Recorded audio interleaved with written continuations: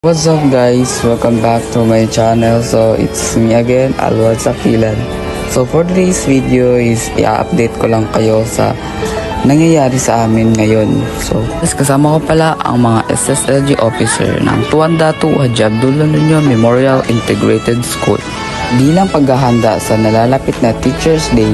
So ngayong araw is nilibot lang naman namin ang buong barangay. Dito lang yan sa Taluksangan, Zamboanga City, na kung saan maraming mga taong mabubuti ang puso tulad namin.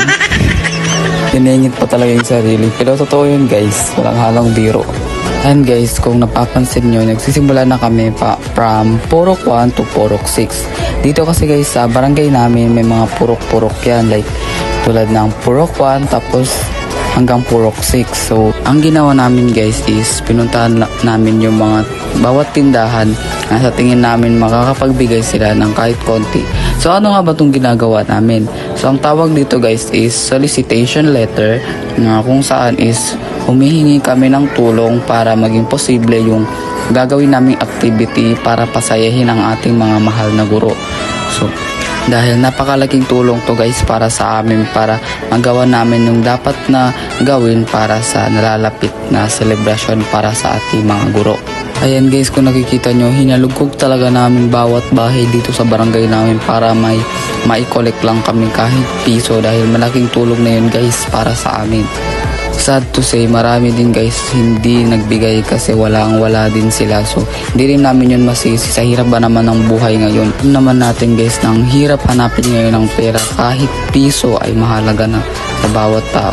Kaya hindi ko rin sila masisi. So imbis na ibigay nila sa amin is pambili na lang nila ng bigas, diba? Shoutout nga pala sa mga nagbigay, maraming salamat po. Mga tindahan sa barangay Taluksangay, maraming salamat po. Kahit 5 piso, kahit 10 piso is nagbigay pa rin kayo. Maraming salamat po. Ayan guys, sobrang init talaga, as in. So ayan, nagtubig muna kami kasi hindi talaga kinaya yung init guys. Itong lugar guys, tinatawag to namin na Dangkipak Subat. Dito guys, batiin ko lang yung PIO namin na napakataba ang utak. Yung may hagdanan tapos pinahirapan pa yung sarili. Diba? Kita nyo oh. Napakainit na ng panahon tapos pinahirapan pa yung sarili.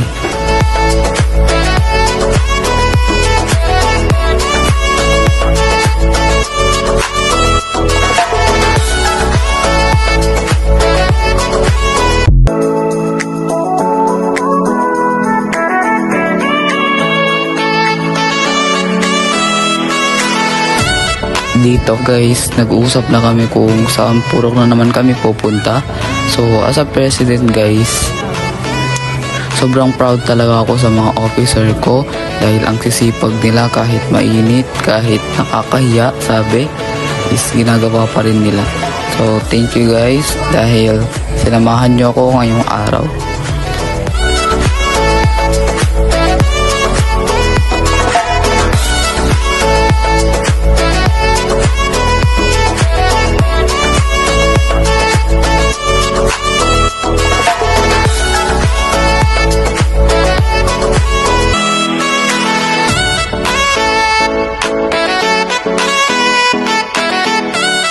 So yung ibang mga purok guys na pinuntahan namin, hindi na namin na-videohan kasi nalubat na yung cellphone ko.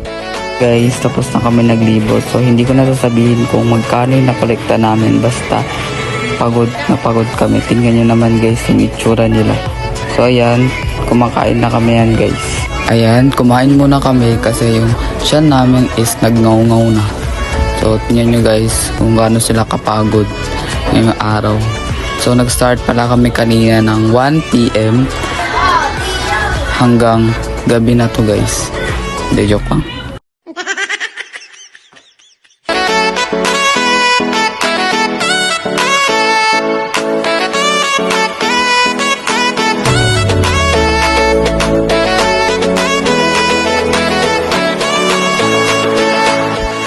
Guys, kain tayo.